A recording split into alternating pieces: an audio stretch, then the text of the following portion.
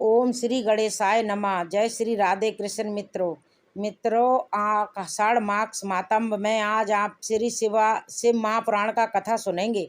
आज का ये भाग बड़ा ही सुंदर है। इस भाग में आप सुनेंगे कि जब रामायण काल में प्रभु श्री राम और भगवान लक्ष्मण सीता माता की खोज में वन में कर रहे थे, तो उसी समय भगवान शिव और माता सती भी भ्रमण करते हुए उधर से गुजरे और भगवान शिव ने मन ही मन प्रभु श्री राम को प्रणाम किया। ये देखकर माता सती अचंभित हो गईं कि एक वनवासी को भगवान शिव क्यों प्रणाम कर रहे हैं। तो भगवान शिव जी ने माता सती से कहा कि ये कोई साधारण मनुष्य नहीं, स्वयं भगवान श्री हरि विष्णु के अवतार हैं। तब माता सती को इस पर विश्वास नहीं हुआ और उन्होंने भगवान शिव की आज्ञा लेकर प्रभु श्री राम की परीक्षा ली।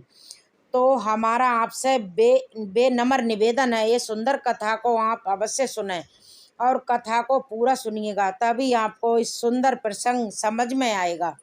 नारद जी बोले, ब्रह्मन विधे प्रजानाथ महाप्रयाग दया निधे, आपने भगवान शंकर देवी सती के मंगल कार्य सूर्य अस्त का श्रवण कराया है।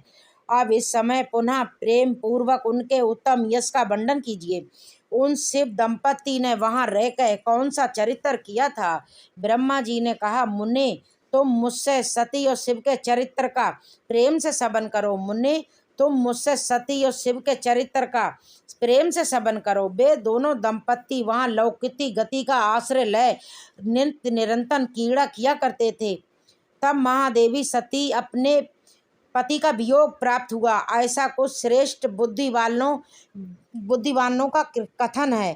तो मुने उन दोनों का परस्पर ऐसे दूर होना वियोग होना कैसे हो सकता है, क्योंकि वे दोनों वाणी और अर्थ के समान हैं, एक दूसरे से सदा मिले जुले हैं, शक्ति और शक्तिमान हैं तथा जिस स्वरूप हैं।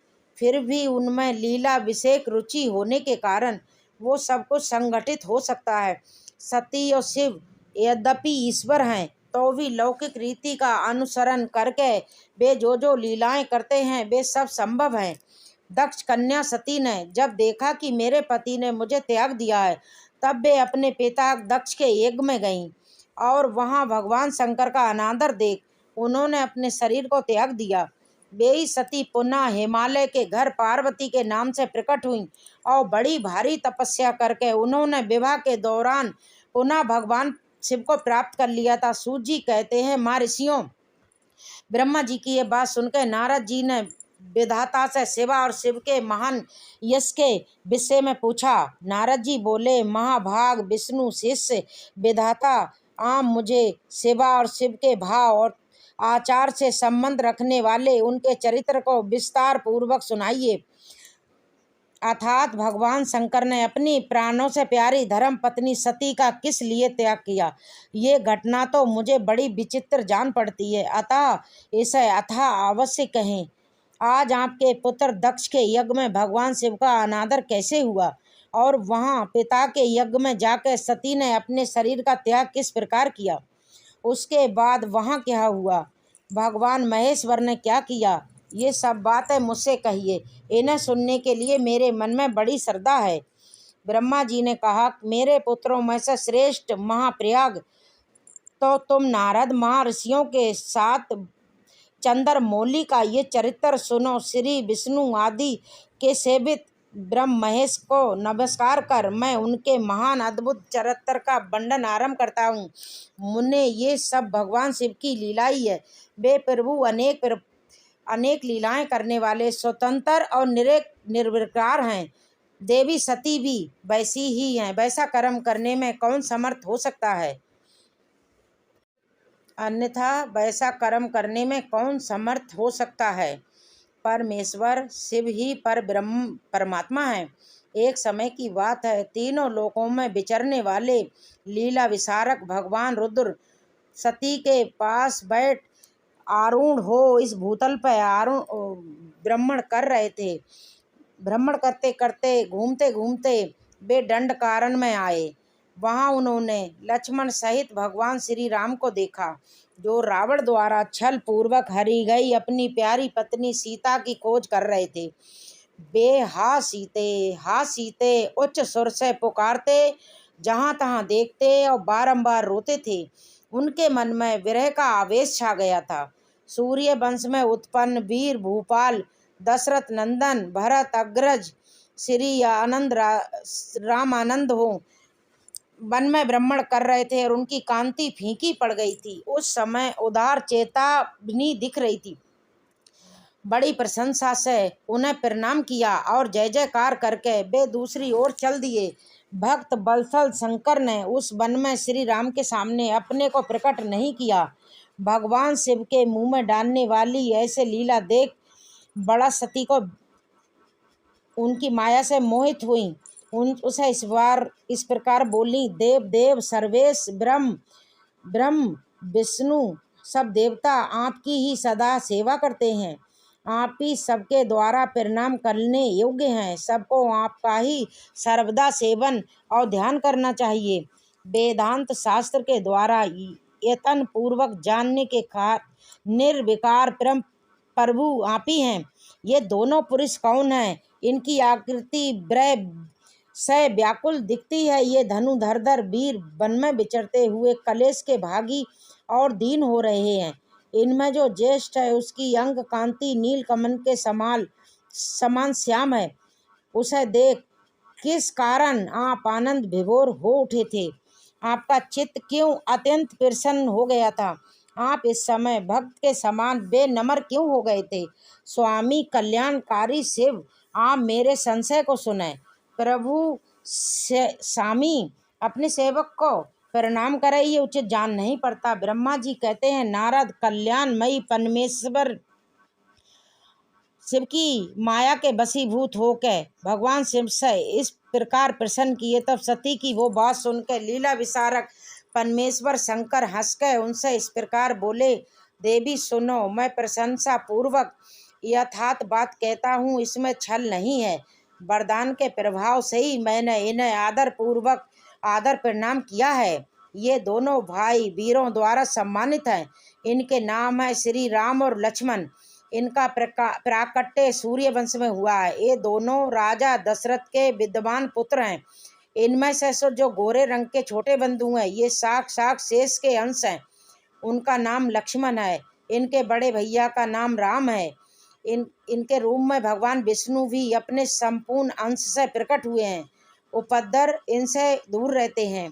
ये साधु पुरुषों की रक्षा और हम लोगों के कल्याण के लिए इस पृथ्वी पर अवतरित हुए हैं। ऐसा कहकर श्री सृष्टिकर्ता भगवान शिव चुप हो गए। भगवान शिव की ऐसी बातें सुनकर माता पार्वती ने सती के मन को इस पर विश्वास नहीं हुआ।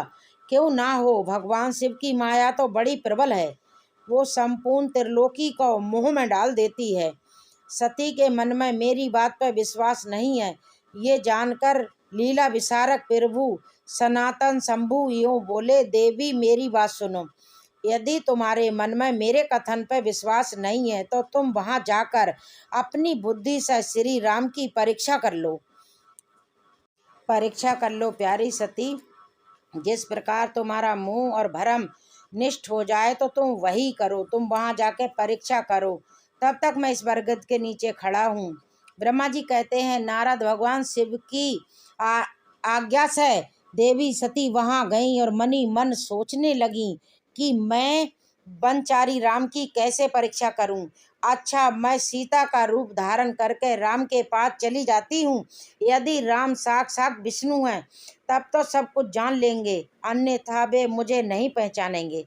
ऐसा विचार सती सीता बनकर श्री राम के समीप उनकी परीक्षा लेने गईं। वास्तव में वो मोह में पड़ गई थी। सती को सीता के रूप में देख सामने आई री शिव का जाप करते हुए रघुकुल नंदन श्री राम सब कुछ जान गए और हंसते हुए उन्हें नमस्कार करके बोले, सती जी आपको नमस्कार है। आप प्रेम पूर्वक बताएं, भगवान शंभु कहाँ गए हैं? आप पति के बिना अकेली ही इस वन में क्यों कर आई? देवी, आपने अपना रूप त्याग कर इसलिए ये नूतन रूप धारण किया है। मुझ पर कृपा करके इसका कारण बताइए। श्री रामचंद्र जी की ये बातें सुनकर सती आश्चर्यचकित हो गईं। वे शिव की कही हुई बातन का सुमरन करके उन्हें अर्थात समझ गए बहुत लज्जित हुई। श्री राम को विष्णु जान अपने रूप को प्रकट कर मनी मन भगवान शिव के चरणारविंद का प्रसन्न हुई सती उनसे इस तरह बोली, प्रभु रघुकुल नंदन स्वतंत्र परमात्मा मेरे अपने पार्षदों के साथ पृथ्वी पर भ्रमण करते हुए इस वन में आ गए थे। यहाँ उन्होंने सीता की खोज में लगे हुए लक्ष्मण सहित तुमको देखा। उस समय सीता के लिए तुम्हारे मन में बड़ा क्लेश था और तुम विरह शोक से पीड़ित दिखाई दे रहे थे। उस अवस्था में तुम्हें प्रणाम करके वे चले गए और उस बट वृक्ष के पेड़ के नीचे अभी भी खड़े हुए हैं।